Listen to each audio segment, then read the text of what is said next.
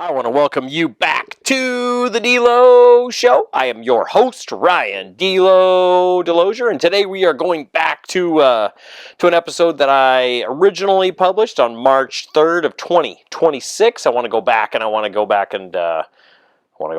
already said that 3 times now. I want to go back and I want to review some of the things that are going on with this and see what kind of updates we have to go along with it. So the episode was titled Inglewood Avenue, a Community in Mourning, and the Cycle of Youth Violence. So in that particular segment, I took a look at the December 2025 shooting of 17-year-old Francisco Serrano-Martínez.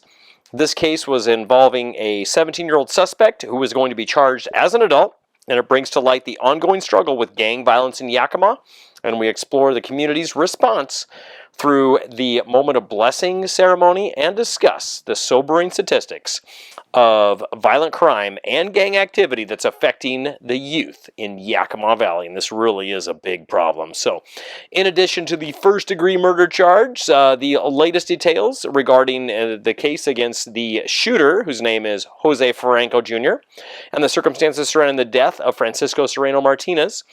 And although Franco was 17 at the time of shooting, he is being tried as an adult in Yakima County Superior Court because Washington state law automatically declines juvenile jurisdiction for 16, 7, and 17-year-olds charged with serious violent crimes like murder. The judge set Franco's bail at $1 million, citing his danger to community, and he also has prior firearms convictions. He is currently held at the Yakima County Juvenile Justice Center due to his age. Franco appeared in the Yakima County Superior Court on January 16th of 2026, and at the time of the shooting, Franco was already on probation for a second-degree unlawful possession of a firearm conviction in juvenile court. That's just great. He's out of jail, and he was on probation for second-degree unlawful possession of a firearm, and he was convicted of that. And now he allegedly was involved in a drive-by shooting. Yeah, so while José Franco, who is known by his gang moniker, Baby YS, is the primary person charged, court documents do mention several other individuals that were associated with the vehicle used in the crime. So the driver of the vehicle, which was determined through surveillance and flock camera data, identified a Suburban that was registered to a West Valley resident.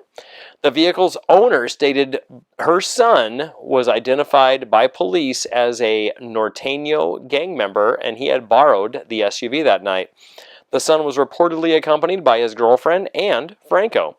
Serrano-Martínez was walking with his cousin toward their grandmother's house when the shooting occurred, and the cousin was with him when he collapsed.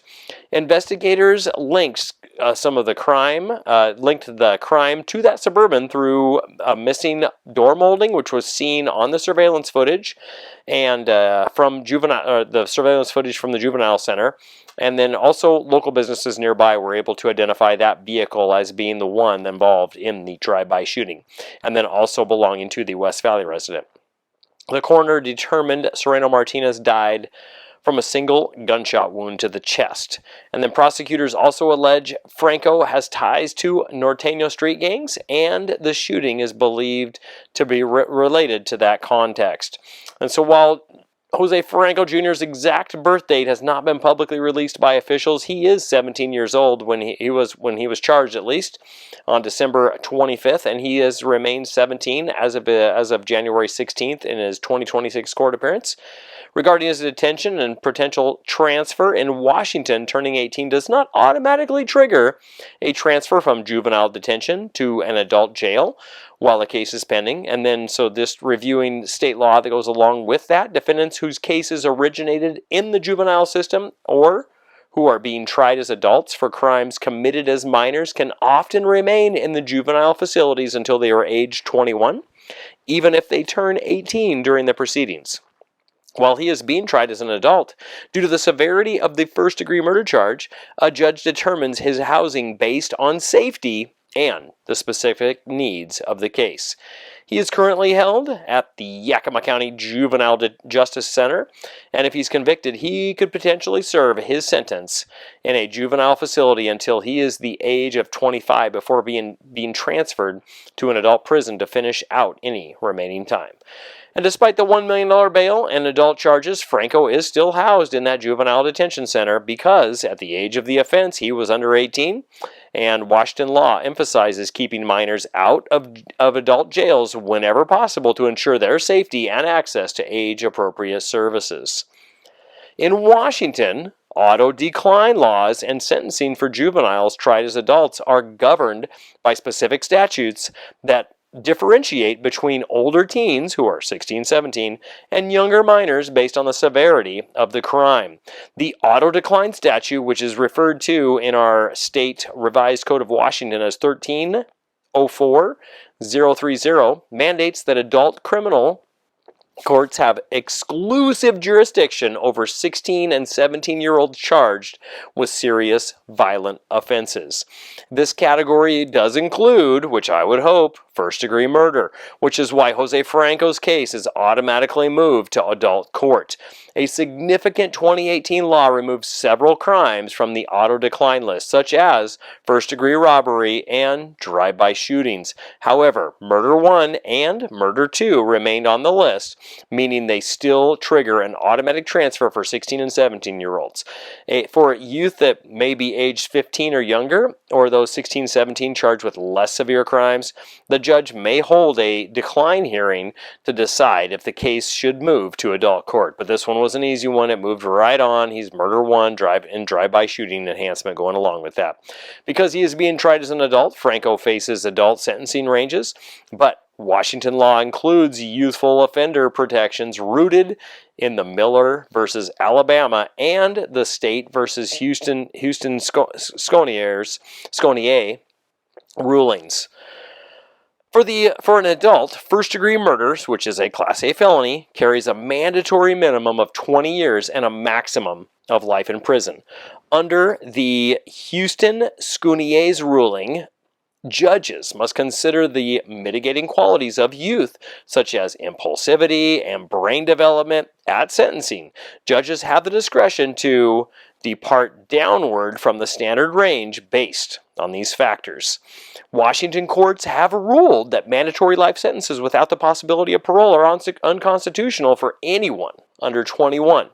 If sentenced to life, a juvenile offender must have a meaningful opportunity for release. Most individuals convicted of crimes committed as minors are eligible to petition the Intermediate Sentencing Review Board, the ISRB, for early release after serving 20 years. And so we've talked about this before. We've seen this case a few times. I talked about it recently with the Bob Mars case. I'm going to take a look at my episode list right here, where the murder of Bob Mars, the people that killed him, they happen to be juveniles, and they're on their way out right now. I mean, they are looking to be able to get out of jail at some point, and so that's a recent one right here, and that's a tough one too, because that one's actually on a technicality, where when I go back to that case, if you wanted to listen to that one, I covered the murder of Bob Mars, and that was earlier this week. That was on March 13th, to take a look at that one. And again, looking through my list right here, so see what else I might have too. There's been quite a few of these where the killer, I know, going back to the Nikoloff case, that was one as well too, where the Nikoloff family was killed, and those individuals who murdered the Nikoloff family are looking to be able to get out at some time as well too. I know that I mean, even looking at Kylie Rose Toll, which I reviewed, and then I also have covered that one as well too. She'll get out at some point too. Hers was her murder case was one where it was really through neglect instead that went along with that. I mean, not that that's an okay way of doing it, but yeah, there's a lot of these cases right here where the perpetrators are under the age of 21. And if you even go back to in California, like this is a statewide case, the Menendez brothers, that case as well too. Those individuals, at least Lyle and Eric, I believe are their names. They at least get the option to be able to not have life in prison. So they have the opportunity to be able to get out. Now, whether or not they are rehabilitated to that point, but they need a meaningful opportunity to be able to be eligible to be released if you are under 21 years old. So, and that is it's not just a Washington state rule, but there are two Supreme Court cases. So there's the Houston-Sconiers case, and then also the Miller defense, I believe, is what it's called as well too. So the Miller privilege, I forget what they refer to it as, but there is another case as well too. Miller versus Alabama, I believe, is the case. So regardless, this particular individual, José Franco Jr., even though he was involved in drive-by shooting, and it really seems like a very cold and calculated murder that he allegedly committed, allegedly, we'll keep going with that, because we don't know 100% sure that it was him. If he is convicted, he will be provided at least a meaningful opportunity to be able to be released according to these laws that go along with this. So most individuals who are convicted of crimes committed as minors are eligible to petition the Intermediate Sentencing Review Board, the ISRB, for early release after they have served 20 years. Washington's Juvenile Rehabilitation to 25 law allows youth convicted as adults for crimes committed while they were minors to remain in juvenile facilities until they are age 25. Franco is currently in the Yakima County Juvenile Justice Center, as I mentioned earlier, and he would likely be transferred to Juvenile Rehabilitation, which is JR, in that facility rather than an adult prison. He could remain there until his 25th birthday, and at which point he would be moved to an adult prison to serve any remaining time. So hopefully, if he is convicted, that he is there beyond that age of 25, because this is a pretty significant crime that he has allegedly committed. The concentration of high-profile juvenile violent crime in Yakima has the perceived revolving door of the justice system, and it's a result of a complex intersection of local socioeconomic factors, shifting legal philosophies, and some landmark court case rulings. Local law enforcement and prosecutors, including Yakima County Prosecutor Joe Barusik, often point to a triple threat of factors that fuel serious felony crime in the region. Yakima has long struggled with high rates of gang activity, particularly Norteño and Serrano affiliations. Many of these cases that have been mentioned, like the José Franco and Angel Oliveira shooting, that was one that I had mentioned before too. That is a different case as well. Angel shot again involved in drive-by shooting. He actually got away with it. These are explicitly linked. I mean, he didn't get away with it, but the charges were dropped against him because some people, some high-profile witnesses chose not to testify. Anyways, that's a different podcast that I covered in the past. So Angel Oliveras, they are explicitly linked to prosecutors to gang-related violence. High poverty rates in this area and the lack of youth resources in certain parts of the valley create these environments where gangs offer a sense of belonging or financial opportunity for these individuals as well. Officials state that the drug trade, specifically meth and fentanyl, is the leading driver of local crime, including the robberies and assaults that often escalate into homicides. The shortened sentences or the early releases that we're seeing are generally not the result of a local mistake, but rather a state and national shift in how the law treats minors. Recent U.S. Supreme Court cases, like as I mentioned before, the Miller versus Alabama, and the Washington State Supreme Court cases like the State versus Houston-Sconiers, have ruled that because a child's brain is not fully developed, they are less culpable than adults. Judges are now legally required to consider the mitigating qualities of youth at sentencing. They must account for things like impulsivity and susceptibility to peer pressure, which often leads to these sentences being below the standard adult range. So for a teenager versus an adult, these ranges of sentences that they get, had it been committed by an adult, would likely be higher. Washington passed laws allowing most people who committed crimes as minors to petition the Intermediate Sentences Review Board for release after 20 years, regardless of their original sentence length. And then again, looking at this, so one of the things that I'm concerned about is this just being the revolving door. And then so the feeling that our system is a revolving door. As you go into jail, you come back out. You go into jail, you come back out. You go into jail, you come back out. You see what I'm saying? Like, it's just like a little revolving door where you go into a fancy hotel or something, and it has that door, or you go into an airport or things like that, where it just revolves, and it's like you go in, you come out, go in, you come out. It feels like our jail system sometimes is that way. You look at this right here, where these people, like José Franco, had a conviction for a firearm conviction, and then he has a firearm in his hand, allegedly, and he shoots this other individual as well in a drive-by shooting, allegedly. Again, let's go with that as well.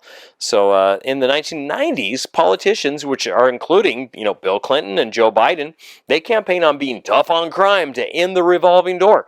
They passed the 1994 crime bill, which incentivized states to build more prisons and pass these three strikes laws. But today's legal landscape is essentially a reversal of these policies. Many 1990s era laws are being rolled back because they led to mass incarceration without effectively lowering these rates of people going and recommitting crimes. In the cases like the Bob Mars murder, which I had covered, again, that was back on March 13th when I dropped that one, the review board must weigh the risk of reoffending against the legal mandate that a juvenile offender deserves a meaningful opportunity for release. If the board finds that the legal requirements for the release are not met, even if gang ties remain a concern, they may legally be pressured to grant it. So yeah, I mean, that's going along with that right there. And to understand why the system can feel like a revolving door, it helps to look at the specific criteria used for release and how Yakima's crime landscape compares to the rest of the state. The Intermediate Sentence Review Board has jurisdiction over individuals who committed crimes as minors but were sentenced as adults. Their decision-making process is focused on rehabilitation rather than just the original crime. The board uses psychological evaluations and behavior records to determine if an offender is more likely than not to commit a new violent crime once they're released.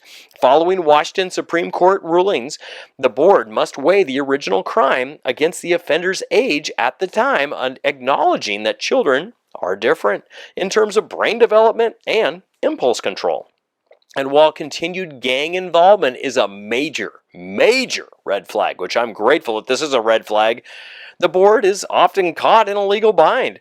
If an offender has completed all required programming and hasn't committed recent violent acts inside a prison, defense attorneys can argue that keeping them indefinitely violates their constitutional right to a meaningful opportunity for release. Victims and their families can even submit statements, but while these are considered, they don't have veto power over a release decision if the board deems the offender rehabilitated. Yakima County consistently faces higher than average violent crime rates compared to most of Washington, though the why is tied to specific regional stressors. The violent crime here, in Yakima County, the trend is it often ranks in the top 5% per capita in Washington, whereas statewide, significantly higher than its neighbors like Benton and Kittitas counties. Our gang-related homicides in Yakima County, they trend disproportionately high, whereas, again, the state comparison, a larger percentage of homicides in Yakima are gang-affiliated compared to the King and Pierce counties. And then juvenile felony filings, again, higher per capita rates here in Yakima.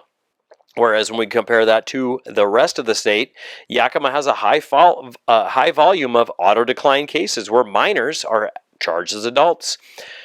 The frustration that I have with this is that in the 80s and the 90s, the campaigns, it's recognized as a point of friction today. The focused on determinate sentencing, so fixed terms with no parole, and then trying to stop this revolving door of like, all right, we'll let them out earlier, and then they just get put back in. Washington has moved back to the indeterminate sentencing for juveniles, believing that long fixed sentences for minors do not effectively reduce crime and are unconstitutionally cruel and unusual. So that's what it went back to. That's how the Supreme Court determined that these cases for kids, to put them in jail for life, was actually cruel and unusual punishment, which is not allowed per our Constitution. This shift means that even if a defender remains a high risk in the eyes of the community, the legal system now prioritizes the possibility of redemption for those who were under 18 at the time of their crime.